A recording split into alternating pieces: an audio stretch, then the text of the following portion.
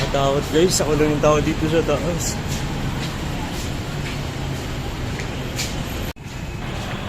So yun nga mga ka-followers, mga ka-solid, yan, naglalakad ako dyan, and syempre papakita ko sa inyo yung mga kaganapan dito sa Pasig Balikan. Actually nga sa ano ko sa overpass ako nyan, and sa may Pasig, and ayan, marami naman truck na naglalapagan ng mga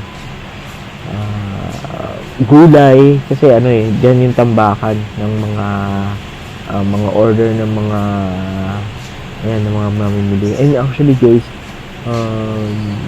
ayan, naglalakad ako dyan, and napansin ko nga na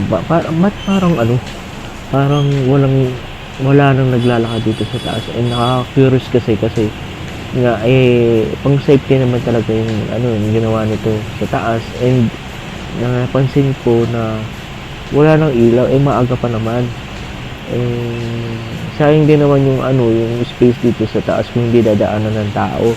And nakakatakot lang din kasi napansin ko, ako na lang mag-isa dyan na naglalakad. Ayan tinignan ko pa rin sa dulo, and inikot ko yung camera ko kasi nga sayang daanan, and napansin ko na malaki siyang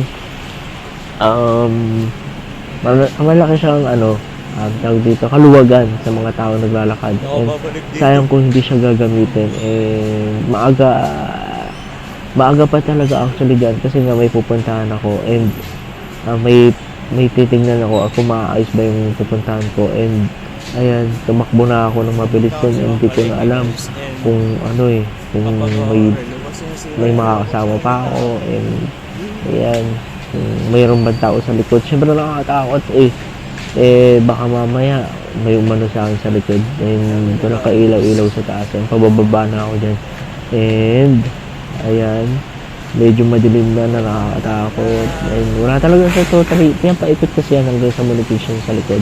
And ayun, mag-iingat na lang tayo, and